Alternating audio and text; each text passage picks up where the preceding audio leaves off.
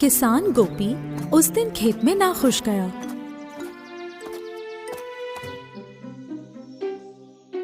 क्योंकि अगरचे गर्मियां थीं, खेतों में कोई फसल नहीं उग रही थी।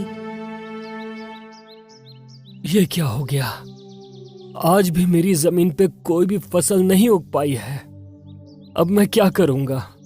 अगर मैंने बादशाह को फसल ना दी तो मैं तो बहुत मुश्किल में पड़ जाऊंगा। एक दिन जब गोपी जमीन पर खुदाई करने से हिम्मत हार चुका था, उसका बेलचा किसी सख्त चीज से टकराया। ओह, ये क्या है? उसने खुदाई जारी रखी। उसने देखा कि वो एक बर्तन था। ये बर्तन मेरे खेत में क्या कर रहा है?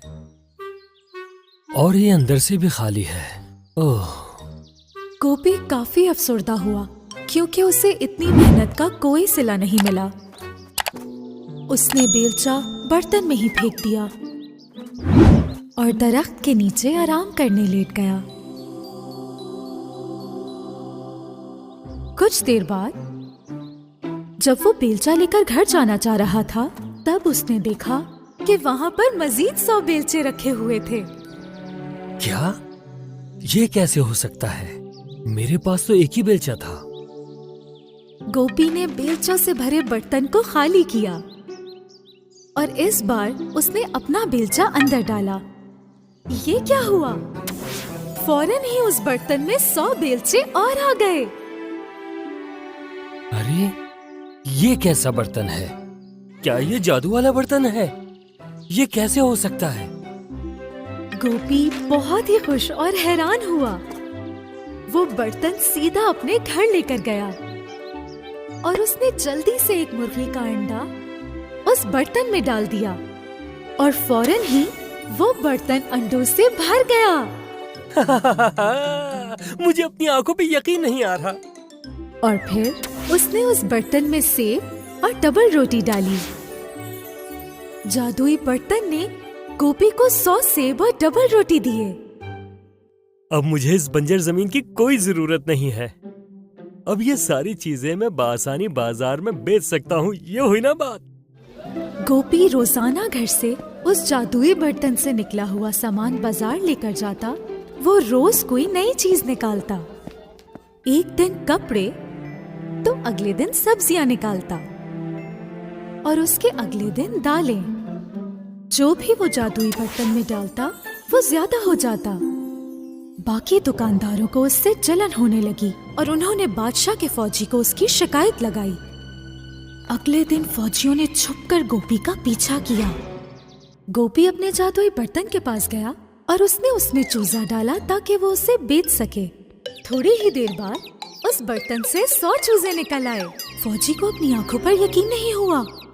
100 चूजे जब गोपी के घर में घूम रहे थे तो तब एक चूजा बर्तन में गिर गया और मजीद 100 चूजे निकल आए। गोपी के सर पे एक चूजा, कुछ उसकी कुर्सी के नीचे और एक उसके खाने के बर्तन में था। फौजी ने फौरन जाकर बादशाह को इत्तला दी। बादशाह ने हुक्म दिया कि गोपी और उसका जादुई बर्तन बादशाह के सामने लाया जाए। गोपी दरबार में हाजिर हुआ और बादशाह ने वो जादुई बर्तन सल्तनत के खजाने की खातिर ले लिया। गोपी बहुत अफसरदा हुआ। मुझे इस बर्तन को अच्छी तरह देख लेने दो, जो मेरी दौलत को बेपनाह बढ़ाएगा। बादशाह उस बर्तन को झुककर अंदर से देखने लगा। बादशाह सलामत, जरा एहतियात कीजिएगा। पर उसी वक्त बादशाह अपना तवाज़ुन खो बैठा और फिसलकर उस जादुई बर्तन में गिर गया। नहीं, बादशाह सलामत बर्तन में गिर गए हैं। अब क्या होगा? और कुछ ही देर में 100 मजीद बादशाह उस हॉल में नमूदार हो गए। सिपाही परेशान थे कि असली बादशाह कौन सा है। तख्त के लिए सारे बादशाह आपस में लड़ने लगे और खुद को दावेदार कहने लगे। मैं असली बादशाह हूँ, मैं हूँ असली बादशाह। नहीं, मैं हूँ असली बादशाह। क्या समझे? फजूल बातें नहीं, मैं हूँ असली बादशाह। जब गोपी को ये अंदाजा हुआ कि ये बर्तन कितना खतरनाक है, तो इस गहमा गहमी के दौरान उसने बर्तन उठाया और वो दरबार से निकल गया। वो सीधा पहाड़ की चोटी पर गया और वहाँ से बर्तन नीचे फेंक दिया। गिरते ही उस बर्तन के कई टुकड़े हो गए और फिर वो गायब हो गया। उस दिन के बाद से गोपी की फसल फिर से उगना शुरू हो गई और गोपी को ये बात समझ आ गई कि फसल मेहनत करने से उगती है, किसी जादुई बर्तन से नहीं। और गोपी को फिर कभी दौलत की कमी महसूस नहीं हुई।